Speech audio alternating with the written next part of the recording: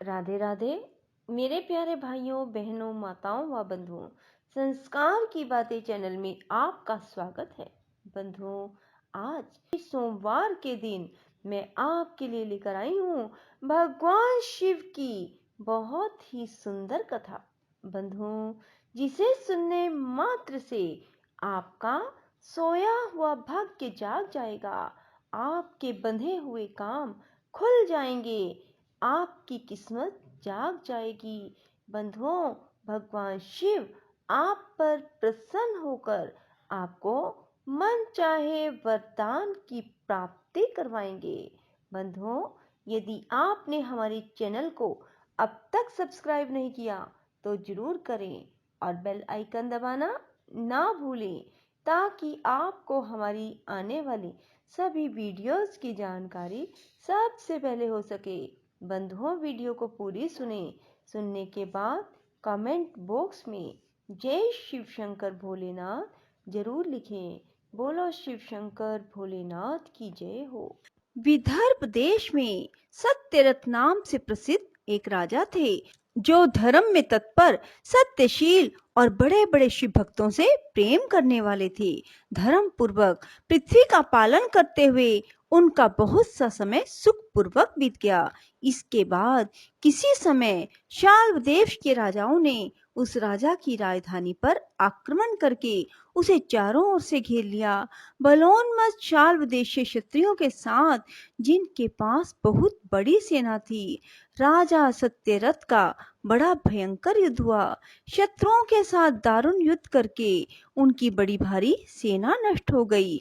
फिर दैव योग से राजा भी शाल्वों के हाथ से मारे गए। उन नरेश के मारे जाने पर मरने से बचे हुए सैनिक मंत्रियों सहित भय से विह्वल हो भाग खड़े हुए। उन्हें उस समय विदर्भ राज सत्यरथ की महारानी शत्रुओं से घिरी होने पर भी कोई प्रयत्न करके रात के समय अपने नगर से बाहर निकल गई। वे गर्भवती थी, इसलिए शोक से संतप्त हो भगवान शंकर के चरणार बिंदों का चिंतन करती हुई वे धीरे धीरे पूर्व दिशा की ओर बहुत दूर चली गई। सवेरा होने पर रानी ने भगवान शंकर की दया से एक निर्मल सरोवर देखा। उस समय तक वे बहुत दूर का रास्ता तय कर चुकी थी। सरोवर के तट पर आकर वे सुकुमारी रानी एक छायादार वृक्ष के नीचे बैठ गई। भाग्यवश उसी निर्जन स्थान में वृक्ष के नीचे ही रानी ने उत्तम गुणों से युक्त शुभ मुहूर्त में एक दिव्य बालक को जन्म दिया, जो सभी शुभ लक्षणों से संपन्न था। दैववश उस बालक की जननी महारानी को बड़े जोर से प्यास लगी। तब वे पानी पीने के लिए उस सरोवर में उतरी। उतने में ही एक बड़े भारी ग्राह ने आकर रानी को अपना ग्रास बना लिया। वह बालक पैदा होते ही माता पिता से हीन हो गया और भूख प्यास से पीड़ित हो उस तालाब के किनारे ही जोर जोर से रोने लगा। इतने में ही उस पर कृपा करके भगवान महेश्वर वहां प्रकट हुए और उस शिशु की रक्षा की। उन्हीं की प्रेरणा से एक ब्राह्मणी अकस्मात वहां आ गई।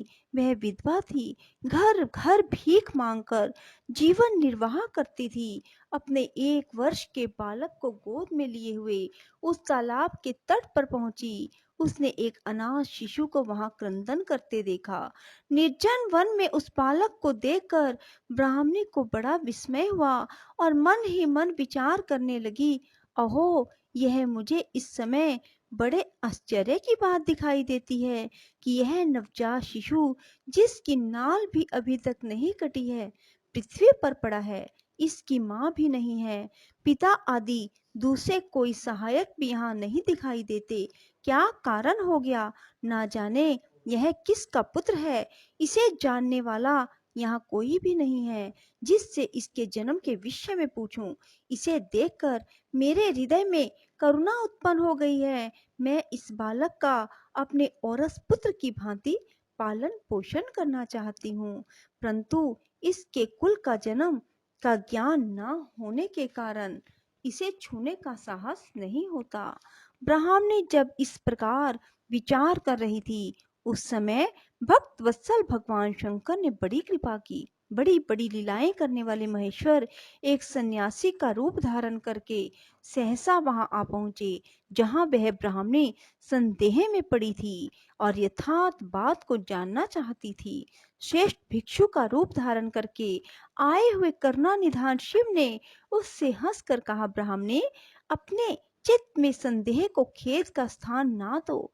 यह बालक बड़ा परम पवित्र है, तुम इसे अपना ही पुत्र समझो और प्रेम पूर्वक इसका पालन करो। ब्राह्मणी बोली, प्रभो, आप मेरे भाग्य से ही यहाँ पधारे हैं, इसमें संदेह नहीं है।